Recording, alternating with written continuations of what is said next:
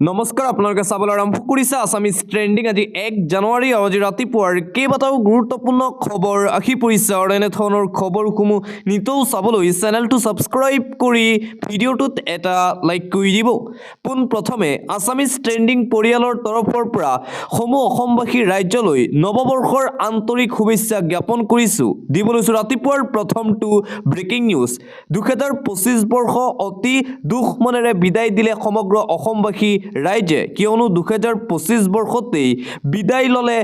সকলোৰে প্ৰাণৰ শিল্পী জুবিন গাৰ্গে জুবিনক মানুহৰ পৰা আঁতৰ কৰি ৰাখিব বিচাৰিছিল সিদ্ধাৰ্থ শৰ্মাই 2025 বৰ্ষতেই সিদ্ধাৰ্থ শৰ্মা আৰু শ্যামকানু মহন্তই মিলি হত্যা কৰিছিল মৰমৰ জুবিন গাৰ্গক জুবিন গাৰ্গৰ মৃত্যুৰ ঘটনাক লৈ আন এক চাঞ্চল্য গৰিমা গাৰ্গৰ পাছত ৰাজেশ ভূঞাৰ মহা বিস্ফোৰণ আকৌ পোহৰলৈ আহিছে জুবিন গাৰ্গৰ মেনেজাৰ সিদ্ধাৰ্থ শৰ্মাৰ কলা অধ্যায় জুবিনক মানুহৰ পৰা আঁতৰাই ৰাখিব বিচাৰিছিল সিদ্ধাৰ্থই জুবিনক লাইভ শো কমোৱাৰ প্ৰস্তাৱ দিছিল সিদ্ধাৰ্থই মানুহৰ পৰা আঁতৰাই নিয়াৰ চেষ্টা কৰিছিল জুবিনক বছৰত মাত্ৰ 12ৰ পৰা 15খন শো কৰাৰ পৰিকল্পনা কৰিছিল সিদ্ধাৰ্থ শৰ্মাই কিন্তু জুবিন মান্তি হোৱা নাছিল সিদ্ধাৰ্থ শৰ্মাৰ কথাত শো কমাই মাননী বৰকুৱাৰ কথা কৈছিল মেনেজাৰ সিদ্ধাৰ্থ শৰ্মাই জুবিন গাৰ্গৰ মেনেজাৰ সিদ্ধাৰ্থ শৰ্মাৰ আন এক কলা অধ্যায় পোহৰলৈ আহে আন এটা গুৰুত্বপূৰ্ণ খবৰ জুবিন গাৰ্গক ষড়যন্ত্ৰ কৰি হত্যা কৰা হৈছে জুবিন গাৰ্গ থাকিলে আজি উত্তৰ দিলেহেঁতেন আজান ফকীৰ কোন আছিল জুবিন গাৰ্গৰ মৃত্যুৰ প্ৰসংগৰ সন্দৰ্ভত মুখ্যমন্ত্ৰী ডক্টৰ হিমন্ত বিশ্ব শৰ্মাৰ বিৰুদ্ধে এইদৰে সৰব হৈ পৰিছে কংগ্ৰেছৰ ধুবুৰীৰ সাংসদ ৰকিবুল হুছেইন পৰৱৰ্তী খবৰ জুবিন গাৰ্গৰ মৃত্যুৰ তদন্ত সন্দৰ্ভত হৰব এপিডব্লিউৰ সভাপতি অয়টত থকা বহুকেইগৰাকী লোকক তদন্তৰ আওতালৈ ননাৰ বাবে খুব অয়টত থকা প্ৰবাসীসকলক কিয় তদন্তৰ আওতালৈ অনা নাই অভিজিৎ শৰ্মাই গুৰুতৰ প্ৰশ্ন উত্থাপন কৰিছে এপিডব্লিউৰ সভাপতি অভিজিৎ শৰ্মাই পুনৰবাৰ জুবিন গাৰ্গৰ ঘটনাক লৈ কেইবাটাও ডাঙৰ প্ৰশ্ন উত্থাপন কৰিছে দিবলৈছোঁ আন এটা গুৰুত্বপূৰ্ণ খবৰ এটা ব্ৰেকিং নিউজ যোৱাকালি বছৰৰ অন্তিমটো দিনত ৰাজ্যিক বিজেপিৰ অফিচিয়েল ফেচবুক পেজত কেইটামান ফটো আপলোড হৈছিল আৰু এই ফটোসমূহক লৈ ইতিমধ্যে চৰ্চা আৰম্ভ বাই বাই অচিনাকি মানুহ বাই বাই দুৰ্নীতি বাই বাই নিবনুৱা সমস্যা bye bye Bangladeshi bye bye আন্দোলনৰ অশান্ত অসম বাই বাই মিয়া ৰাজ্যিক বিজেপিৰ অফিচিয়েল ফেচবুক পেজত এই ফটোসমূহ আপলোড কৰাৰ পিছতেই সমগ্ৰ অসমতে এতিয়া চৰ্চা আৰম্ভ হৈছে অন্য এটা খবৰ ৰাজ্য চৰকাৰৰ ঋণৰ কথা আজি আপোনালোকে শুনিব ঋণৰ উপৰি ঋণ লৈছে মুখ্যমন্ত্ৰীয়ে 500 কোটি টকাৰ ঋণেৰে আৰম্ভ কৰা বছৰটো যোৱাকালি 1000 কোটি টকাৰ ঋণেৰে সমাপ্ত হ'ল 2025 চনত 17200 কোটি টকাৰ ঋণ ল'লে অসম চৰকাৰে প্ৰতিগৰাকী অসমীয়াৰ মূৰত 42418 টকা ঋণৰ বোজা ঋণ নোলোৱাকৈ চৰকাৰ চলাব নোৱাৰে হিমন্ত বিশ্ব শৰ্মাই লৈছে ঋণৰ উপৰি ঋণ 2025ত কিমান টকাৰ ঋণ ল'লে অসম চৰকাৰে 7 জানুৱাৰী তাৰিখে 500 কোটি টকা 28 জানুৱাৰী 500 কোটি টকা 4 ফেব্ৰুৱাৰী 900 কোটি টকা 18 ফেব্ৰুৱাৰী 900 কোটি টকা 25 ফেব্ৰুৱাৰী মুঠ 1850 কোটি টকা 4 মাৰ্চ 900 কোটি টকা 11 মাৰ্চ 900 কোটি টকা 25 মাৰ্চ মুঠ 1500 কোটি 22 এপ্ৰিল 900 কোটি 6 মে 900 কোটি 13 মে 500 কোটি 1 জুলাই 900 কোটি 29 জুলাই 900 কোটি 5 আগষ্ট 900 কোটি টকা 26 আগষ্ট 450 কোটি টকা 2 ছেপ্টেম্বৰ 800 কোটি টকা 16 ছেপ্টেম্বৰ 1500 কোটি টকা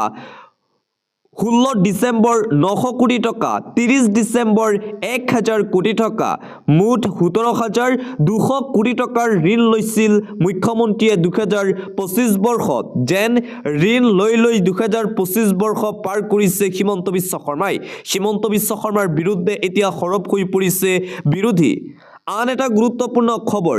পূব ভাৰত ভয়ানক প্ৰব্ৰজনৰ কবলত পৰিছে অসম পশ্চিমবংগ ঝাৰখণ্ড আৰু বিহাৰ ইয়াৰ ভুক্তভোগী আটাইতকৈ বেছিকৈ ভুগিবলগীয়া হৈছে অসমে দ্বিতীয়তে পশ্চিমবংগ তৃতীয়তে ঝাৰখণ্ড চতুৰ্থতে বিহাৰ প্ৰব্ৰজনৰ সমস্যাৰ সৈতে আমি যুঁজিছো অসমে বাস কৰিবলগীয়া হৈছে এটা ব্যক্তিগত নিউজ চেনেলৰ সৈতে হোৱা সাক্ষাৎকাৰক এই তাৎপৰ্যপূৰ্ণ মন্তব্য কৰিছে ৰাজ্যৰ মুখ্যমন্ত্ৰী ডক্টৰ হিমন্ত বিশ্ব শৰ্মাই প্ৰব্ৰজনকাৰীৰ বিৰুদ্ধে পুনৰবাৰ সৰব হৈ পৰিছে ৰাজ্যৰ মুখ্যমন্ত্ৰী হিমন্ত বিশ্ব শৰ্মাই পৰৱৰ্তী খবৰ 2025 জনজাতিকৰণ আৰু সাংবিধানিক ৰক্ষা কৱচৰ ধ্বনিত কপিল সমগ্ৰ অসম 2025 বৰ্ষতেই 6 জনগোষ্ঠীক জনজাতিকৰণ কৰাৰ দাবীৰে হৈছিল সৰ্ববৃহৎ প্ৰতিবাদ হিমন্ত বিশ্ব শৰ্মাই প্ৰতিশ্ৰুতি দিছিল যে 6 জনগোষ্ঠীক জনজাতিকৰণ কৰা হ'ব 2025ত কিন্তু বছৰটোৰ শেষৰ ফালে মুখ্যমন্ত্ৰী হিমন্ত বিশ্ব শৰ্মাই কৈছিল যে নিৰ্বাচনৰ আগত 6 জনগোষ্ঠীৰ জনজাতিকৰণ নহয় কাৰণ 6 জনগোষ্ঠীৰ জনজাতিকৰণ নিৰ্বাচনৰ আগত হোৱাটো বিচৰা নাই জাতীয় দল সংগঠনসমূহে মুঠতে এতিয়াও 6 জনগোষ্ঠীৰ জনজাতিকৰণৰ দাবীক লৈ কঁপিছে সমগ্ৰ অসম অন্য এটা খবৰ ইউগিৰ বোল্ডাজাৰত হাইকোৰ্টৰ একশ্যন চৰকাৰলৈ 20 লাখ টকাৰ জৰিমনা হাইকোৰ্টৰ যোগী আদিত্যনাথ চৰকাৰৰ অবৈধ বোল্ডোজাৰ একশ্যনৰ বিৰুদ্ধে হাইকোৰ্টৰ গুৰুত্বপূৰ্ণ ৰায়দান উত্তৰ প্ৰদেশৰ চৰকাৰৰ ওপৰত 20 লাখ টকাৰ জৰিমনা বিহিছে হাইকোৰ্টে এলাহাবাদ হাইকোৰ্টৰ লক্ষ্ণৌ বিচাৰপীঠে প্ৰদান কৰে এই গুৰুত্বপূৰ্ণ নিৰ্দেশনা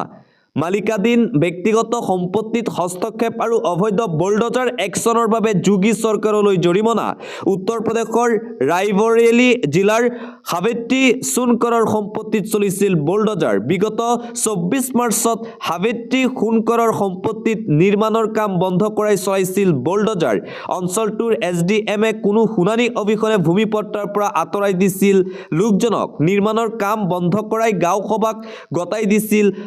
হবিত্ৰী তাৰ পিছতেই ন্যায়ালয়ে এই গুৰুত্বপূৰ্ণ ৰায়দান প্ৰদান কৰে অন্য এটা খবৰ 26ত হ'ব অসম গণ পৰিষদৰ অপ্ৰতিৰোধ ৰাজনৈতিক যাত্ৰাৰ বৰ্ষ যোৱাকালি অনুষ্ঠিত হ'ল গুৰুত্বপূৰ্ণ বৈঠক 26ত দিছপুৰত আঞ্চলিক ৰাজনীতিৰ প্ৰভাৱ শক্তিশালী কৰাৰ লক্ষ্য অসম গণ পৰিষদৰ 2026তে অসম চুক্তিৰ অসম্পূৰ্ণ কাম সম্পূৰ্ণ হোৱাৰ আশা অসম গণ পৰিষদৰ যোৱাকালি অগপত অনুষ্ঠিত হ'ল গুৰুত্বপূৰ্ণ বৈঠক আৰু সেই গুৰুত্বপূৰ্ণ বৈঠকতেই মন্ত্ৰী অতুল বৰাই মিয়াৰ সন্দৰ্ভত কৰিছে ডাঙৰ মন্তব্য মিয়া এটা ভাল শব্দ মিয়া মানে ডাঙৰীয়া অগপ হৈছে ধৰ্মনিৰপেক্ষ দল গতিকে অগপক হিন্দু মুছলমান উভয়ে ভোট প্ৰদান কৰিব এইদৰে মিয়াৰ সন্দৰ্ভতো গুৰুত্বপূৰ্ণ মন্তব্য কৰে মন্ত্ৰী অতুল বৰাই আন এটা গুৰুত্বপূৰ্ণ খবৰ চৰকাৰী ষড়যন্ত্ৰৰ বাবে কাৰ্বি আংলঙত এনে পৰিৱেশৰ সৃষ্টি হৈছে ষষ্ঠ অনুসূচীৰ অন্তৰ্গত অঞ্চলসমূহত সংবিধানে দিয়া অধিকাৰসমূহ ক্ষতি হ'ব নালাগে কাৰ্বি আংলঙৰ খেৰণিৰ শেহতীয়া পৰিস্থিতিক লৈ এইদৰে হিমন্ত বিশ্ব শৰ্মা আৰু ভাৰতীয় জনতা পাৰ্টিৰ বিৰুদ্ধে সৰব হৈ পৰিছে বিৰোধী দলপতি তথা কংগ্ৰেছ নেতা দেৱব্ৰত শইকীয়া অন্য এটা খবৰ পেহেলগামৰ ঘটনাৰ বাবে জগৰীয়া কোন অমিত শ্বাহলৈ প্ৰশ্ন উত্থাপন কৰিছে মমতা বেনাৰ্জীয়ে কেনেকৈ কাশ্মীৰত আহি সোমাইছিল পাকিস্তানী সন্ত্ৰাসবাদী তাক লৈও প্ৰশ্ন কৰিছে পশ্চিমবংগৰ মুখ্যমন্ত্ৰী মমতা বেনাৰ্জী পেহেলগামৰ আক্ৰমণৰ আঁৰত আছিল নেকি কেন্দ্ৰীয় গৃহমন্ত্ৰী অমিত শ্বাহ অনুপ্ৰৱেশৰ প্ৰসংগত অমিত শ্বাহক চোকা সমালোচনা পশ্চিমবংগৰ মুখ্যমন্ত্ৰী মমতা বেনাৰ্জীৰ মুঠতে কেন্দ্ৰীয় গৃহমন্ত্ৰীৰ বিৰুদ্ধে সৰব মমতা পেহেলগামৰ কাণ্ডৰে গৃহমন্ত্ৰীক সাঙুৰিলে মমতা বেনাৰ্জীয়ে আৰু পশ্চিমবংগত গৃহমন্ত্ৰী অমিত শ্বাহ উপস্থিত হোৱাৰ পিছতেই অমিত শ্বাহৰ বিৰুদ্ধে এইদৰে আক্ৰমণাত্মক ৰূপত দেখিবলৈ পোৱা গ'ল মুখ্যমন্ত্ৰী মমতা বেনাৰ্জীক অন্য এটা খবৰ নতুন বছৰ উদযাপন কৰিব নোৱাৰিব মুছলমানে কোনো মুছলমানে নৱবৰ্ষ উদযাপন কৰিব নোৱাৰিব নৱবৰ্ষ উদযাপন কৰোঁতে মুছলমানৰ বাবে সম্পূৰ্ণৰূপে হাৰাম নৱবৰ্ষৰ নামত কৰিব নোৱাৰিব কোনো ধৰণৰ পাৰ্টি কোনো ধৰণৰ হুলস্থুল নকৰিব উল্লাস নকৰিব মুছলমান লোকে ইছলামিক শৰীয়তত এনেবোৰ কাৰ্য সম্পূৰ্ণৰূপে নিষেধ কৰা হৈছে কোনো মুছলমানে ডিজে নাইট নকৰিব নৱবৰ্ষ উপলক্ষে মুছলমান সমাজত এনেবোৰ প্ৰথা নিষিদ্ধ ঘোষণা কৰিছে মৌলানাই আন এটা জৰুৰী খবৰ এই মুহূৰ্তত আহি পৰিছে নতুন বছৰত বিদ্যালয়ৰ সময় হাল সলনি কৰা হৈছে শিক্ষা বিভাগে গ্ৰহণ কৰিলে গুৰুত্বপূৰ্ণ সিদ্ধান্ত প্ৰচণ্ড শীতৰ বাবে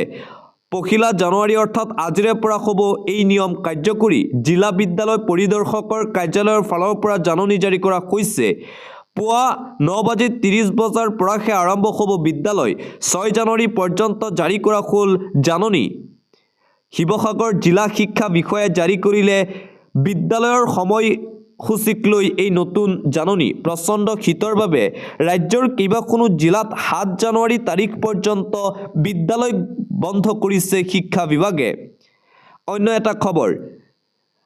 নতুন বৰ্ষটো হ'ব নিৰ্বাচনৰ বছৰ নতুন বছৰত পুনৰ ৰাজ্যত বিজেপিৰ চৰকাৰ গঠন হ'ব বুলি ঘোষণা কৰিছে ৰাজ্যৰ মুখ্যমন্ত্ৰী হিমন্ত বিশ্ব শৰ্মাই 2026 চনত আমাৰ সমস্যা নাই 2026 চনৰ বাবে আমাৰ সকলো প্ৰস্তুতি সম্পূৰ্ণ হৈছে 2026 চনৰ নতুন বছৰৰ পৰিকল্পনা সন্দৰ্ভত যোৱাকালি সংবাদ মাধ্যমৰ আগত এইদৰে ডাঙৰ মন্তব্য কৰে ৰাজ্যৰ মুখ্যমন্ত্ৰী ডক্টৰ হিমন্ত বিশ্ব শৰ্মাই 26ত পুনৰ বিজেপিয়ে চৰকাৰ গঠন কৰিব বুলি ঘোষণা মুখ্যমন্ত্ৰীৰ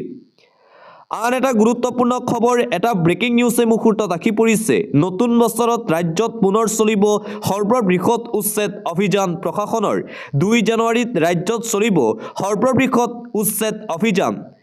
5,500 বিঘা বনভূমিত চলিব এই উচ্ছেদ অভিযান প্ৰশাসনৰ আজিৰ ভিতৰত বেদখলকাৰী ঘৰ খালী কৰিবলৈ নিৰ্দেশনা দিয়া হৈছে প্ৰশাসনৰ ফালৰ পৰা মাইক যোগে ঘোষণা কৰিছে প্ৰশাসনে পৰৱৰ্তী খবৰ ধুৱাচাঙত বিজেপি চৰকাৰৰ প্ৰতিশ্ৰুতি ক্ষুব্ধ ৰাজ্যবাসী ধুৱাচাঙত এতিয়া ভাৰতীয় জনতা পাৰ্টিৰ চৰকাৰে দিয়া প্ৰতিশ্ৰুতিসমূহ অসাৰ কেন্দ্ৰীয় মন্ত্ৰী নীতিন গাডকাৰী আৰু মুখ্যমন্ত্ৰী ডক্টৰ হিমন্ত বিশ্ব শৰ্মাৰ প্ৰতিশ্ৰুতি বৰ্তমানেও আৰম্ভ নহল মাজুলী যোৰহাট দলং নিৰ্মাণৰ কাম যাৰ বাবে এতিয়া অসন্তুষ্ট হৈ পৰিছে ৰাজ্যবাসী বছৰৰ শেষৰ দিন যোৱাকালি ৰাজহুৱা নহল দলঙৰ কাম 16 চনতেই আধাৰশিলা স্থাপন কৰা হৈছিল মাজুলী যোৰহাট দলঙৰ 5 বছৰ পাছত 2021 চনত আনুষ্ঠানিক নিৰ্মাণ কাৰ্যৰ শুভাৰম্ভ কৰিছিল মুখ্যমন্ত্ৰী হিমন্ত বিশ্ব শৰ্মাই মাত্ৰ 33% কাম সম্পূৰ্ণ হৈছে মাজুলী যোৰহাট দলংখনৰ মূল নিৰ্মাণকাৰী সংস্থা আৰু উপ ঠিকাদাৰী প্ৰতিষ্ঠানে দলঙৰ কাম এৰাৰ পৰা স্তব্ধ নিৰ্মাণ কাৰ্য যাৰ বাবে এতিয়া মাজুলীবাসী তীব্ৰ অসন্তুষ্ট হৈ পৰিছে বিজেপি চৰকাৰক লৈ আন এটা জৰুৰী খবৰ আজি 1 জানুৱাৰী ইউপিআই লেনদেনৰ পৰা আৰম্ভ কৰি পিএম কিষাণৰ আবেদনকাৰীলৈ আহিব পাৰে কেইবাটাও নতুন নিয়ম ৰাজ্যত আজি 1 জানুৱাৰী নৱবৰ্ষৰ প্ৰথমটো দিন আজিৰে পৰা দেশত আহিব কেইবাটাও বৃহৎ পৰিৱৰ্তন সলনি হ'ব কেইবাটাও নিয়ম আজিৰে পৰা কিয়নো 2026 চনৰ আজি জানুৱাৰীৰ প্ৰথমটো দিন 1 জানুৱাৰীৰ পৰা দেশত আৰম্ভ হ'ব 8 দৰমহা আয়োগ ঘৰুৱা আৰু বাণিজ্যিক চিলিণ্ডাৰৰ সলনি হ'ব পাৰে মূল্য আজিৰে পৰা 1 জানুৱাৰীৰ পৰা পিএম কিষাণৰ নতুন আবেদনকাৰীৰ বাবে বাধ্যতামূলক হ'ব ডিজিটেল কৃষক আইন আধাৰ পেন লিংকৰ বাবেও আজি অন্তিম দিন লিংক নাথাকিলে 1 জানুৱাৰী অৰ্থাৎ আজিৰে পৰা সমস্যাত পৰিব আধাৰ আৰু পেন কাৰ্ডৰ গৰাকী ইউপিআই ব্যৱহাৰকাৰীৰ বাবেও ডাঙৰ খবৰ আছে ইউপিআই ব্যৱহাৰতো হ'ব ব্যাপক পৰিৱৰ্তন আজিৰে পৰা ইউপিআই লেনদেনৰ ক্ষেত্ৰতো কঠোৰ ব্যৱস্থা লোৱা হ'ব আজিৰে পৰা মুঠতে নৱবৰ্ষৰ প্ৰথমটো দিনতেই কেইবাটাও নীতি নিয়ম সলনি হৈছে আন্তঃৰাষ্ট্ৰীয় পৰ্যায়ৰ এটা ব্ৰেকিং নিউজ সুখকৰ নহ'ব নেকি 2026 দ্বিতীয় বিশ্বযুদ্ধতকৈ ভয়ংকৰ হ'ব 26 ভয়ংকৰ যুদ্ধই 2026তো কঁপাব বিশ্ব ৰাছিয়াৰ ৰাষ্ট্ৰপতি পুটিনৰ ৰিজলিউশ্যনে কঁপাইছে সমগ্ৰ বিশ্ব 26ত পৃথিৱীৰ পৰাই ইউৰোপক নোখোৱা কৰাৰ লক্ষ্য ইউক্ৰেইনৰ সীমান্তলৈ প্ৰেৰণ পাৰমাণৱিক মিছাইল বেলাৰুছৰ অৰণ্যত মোতায়ন বিধ্বংসী অৰেনেস্মিক মিছাইল পুটিনৰ সিদ্ধান্তই হাহাকাৰ লগাইছে সমগ্ৰ বিশ্বত ভয়ংকৰ যুদ্ধই 2026তো কঁপাব সমগ্ৰ বিশ্ব সুখৰ নহ'ব 2026 পুটিনৰ সকিয়নিৰ পিছতে এতিয়া সমগ্ৰ বিশ্বত আৰম্ভ হৈছে ব্যাপক চৰ্চা 2026 অৰ্থাৎ এই বৰ্ষতেই দ্বিতীয় বিশ্বযুদ্ধতকৈও অধিক ভয়ংকৰ পৰিস্থিতিৰ সৃষ্টি হ'ব আন এটা গুৰুত্বপূৰ্ণ খবৰ বিটিসি সচিবালয় লণ্ডভণ্ডৰ ঘটনা বড়োলেণ্ড বিশ্ববিদ্যালয়ৰ পঞ্জীয়ক ডক্টৰ শুভং বসুমতাৰী বিটিসি সচিবালয় লণ্ডভণ্ডৰ ঘটনাৰ বৃহৎ একশ্যন বড়োলেণ্ড বিশ্ববিদ্যালয়ৰ পঞ্জীয়ক ডক্টৰ শুভং বসুমতাৰী কোকৰাঝাৰৰ বিশ্ববিদ্যালয়ৰ পঞ্জীয়ক ডক্টৰ ডিমাছা ডি মুছাখাৰীক অব্যাহতি নিজ নিজ দায়িত্বৰ পৰা অব্যাহতি দুয়োজন পঞ্জীয়কক বিশ্ববিদ্যালয়ৰ উপাচাৰ্যই জাৰি কৰিলে অব্যাহতিৰ নিৰ্দেশনা 19 নৱেম্বৰত কোকৰাঝাৰৰ বিটিসি সচিবালয়ত সংঘটিত হৈছিল ভয়ংকৰ আক্ৰমণ ভাঙি লণ্ডভণ্ড কৰিছিল বিটিসি সচিবালয়ৰ আজবাজ এই ঘটনাত দুয়োখন বিশ্ববিদ্যালয়ৰ পঞ্জীয়কে উচতনি দিয়াৰ অভিযোগ অন্য এটা খবৰ সংবিধানৰ গণ্ডিত থাকি কথা কওক মুখ্যমন্ত্ৰী হিমন্ত বিশ্ব শৰ্মাই আমছুৰ নৱনিৰ্বাচিত সভাপতি ইমতিয়াজ হুছেইনৰ এই হুংকাৰ মুখ্যমন্ত্ৰী হিমন্ত বিশ্ব শৰ্মাক মুখ্যমন্ত্ৰীক হুংকাৰ আমছুৰ নৱনিৰ্বাচিত সভাপতি ইমতিয়াজ হুছেইনৰ হৰপ হৈ পৰিছে ইমতিয়াজ হুছেইন আমছুৱে এতিয়া আৰু মনে মনে বহি নাথাকে বুলি সকিয়নি প্ৰদান কৰিছে ইমতিয়াজে নতুন বছৰত সংবিধানৰ গণ্ডিত থাকি কথা কওক মুখ্যমন্ত্ৰী হিমন্ত বিশ্ব শৰ্মাই স্বৈৰাচাৰী শাসনৰ বিৰুদ্ধে ৰাজপথত শক্তি দেখুৱাব সদৌ অসম সংখ্যালঘু ছাত্ৰ ইউনিয়নে ব্ৰহ্মপুত্ৰত দলিয়াই পেলাই দিয়ক ভাৰতীয় জনতা পাৰ্টিৰ চৰকাৰক AIUDFকো আমি ধৰ্ম নিৰপেক্ষ বুলি নকওঁ বুলি মন্তব্য ইমতিয়াজ হুছেইনৰ আমছুৱে সদায় অৰাজনৈতিক চৰিত্ৰ বৰ্তাই ৰাখিব বুলি ঘোষণা কৰিছে ইমতিয়াজ হুছেইনে ধৰ্ম নিৰপেক্ষতাৰ নামত কেৱল সংখ্যালঘুৰ ভোট খেল হৈছে কংগ্ৰেছ দলে কাম কৰা নাই মুছলমান লাঞ্ছিত বঞ্চিত কোৱাৰ মূলতেই হৈছে কংগ্ৰেছ দল মুখ্যমন্ত্ৰীক হুংকাৰ আমছুৰ নৱনিৰ্বাচিত সভাপতি ইমতিয়াজ হুছেইনৰ ৰেজাউল কৰিম চৰকাৰে আমছুৰ পৰা আনুষ্ঠানিকভাৱে বিদায় লোৱাৰ পিছত নৱনিৰ্বাচিত সভাপতি হিচাপে দায়িত্ব ল'লে ইমতিয়াজ হুছেইনে অন্য এটা খবৰ বিজেপিৰ আদৰ্শৰ মাজত গভীৰ ষড়যন্ত্ৰ আছে অসমৰ ৰাইজে এতিয়াও বুজি পোৱা নাই বিজেপি কেনেকুৱা এটা দল বিজেপিৰ বিৰুদ্ধে পুনৰ সৰব প্ৰাক্তন নেতা ৰাজেন গোহাঁই বিজেপিৰ পৰা যদি মুক্তি অসমবাসীয়ে নলয় তেন্তে বিপদ নিশ্চিত বিজেপিৰ বাবেই অসমখন এদিন বহিৰাজ্যৰ মানুহৰ হাতলৈ গুচি যাব বুলি মন্তব্য ৰাজেন গোহাঁইৰ গভীৰ ষড়যন্ত্ৰ বিজেপি চৰকাৰে ৰচনা কৰি আছে সেয়া উদ্ধাৰ কৰিব লাগিব বিজেপি চৰকাৰ মুখ্যমন্ত্ৰীৰ বিৰুদ্ধে সৰব অজাপৰ জ্যেষ্ঠ নেতা ৰাজেন গোহাঁই ৰাজ্যবাসীয়ে বুজি পাব লাগিব বিজেপি চৰকাৰৰ আদৰ্শৰ মাজৰ ষড়যন্ত্ৰ আম্বেদকাৰৰ সংবিধানক ৰাজ্য কেন্দ্ৰৰ বিজেপি চৰকাৰে নস্যাৎ কৰিছে সংবিধান বিৰোধী বিজেপি চৰকাৰ ৰাজ্য কেন্দ্ৰৰ বিজেপি চৰকাৰৰ বিৰুদ্ধে কেইবাটাও বিস্ফোৰক অভিযোগ উত্থাপন কৰিছে অসম জাতীয় পৰিষদৰ নেতা তথা বিজেপিৰ প্ৰাক্তন নেতা ৰাজেন গোহাঁইয়ে বিজেপিয়ে কেতিয়াও সংবিধান নামানে বিজেপিয়ে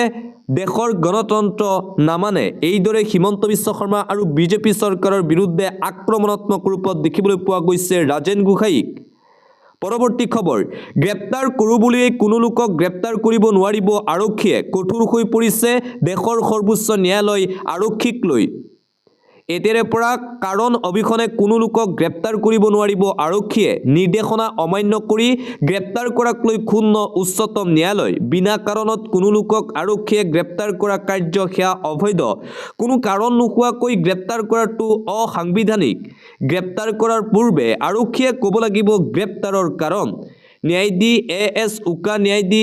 AK সিঙৰ বিচাৰপীঠৰ এই ৰায়দান এতিয়াৰে পৰা মুঠতে কাৰণ অবিহনে কোনো এজন লোকক আৰক্ষীয়ে গ্ৰেপ্তাৰ কৰিব নোৱাৰিব কাৰণ নোহোৱাকৈ বিনা কাৰণত কোনো এজন লোকক যদি আৰক্ষীয়ে গ্ৰেপ্তাৰ কৰে তেন্তে আৰক্ষীৰ বিপদ নিশ্চিত এইদৰে আৰক্ষীক লৈ কঠোৰ হৈ পৰিছে দেশৰ সৰ্বোচ্চ ন্যায়ালয় আন্তঃৰাষ্ট্ৰীয় পৰ্যায়ৰ আন এটা গুৰুত্বপূৰ্ণ খবৰ আহি পৰিছে বাংলাদেশৰ প্ৰাক্তন প্ৰধানমন্ত্ৰী খালেদা জিয়াৰ জানাজাত অভাৱনীয় পৰিৱেশ জানাজাত উপস্থিত বাংলাদেশৰ কোটি কোটি জনতা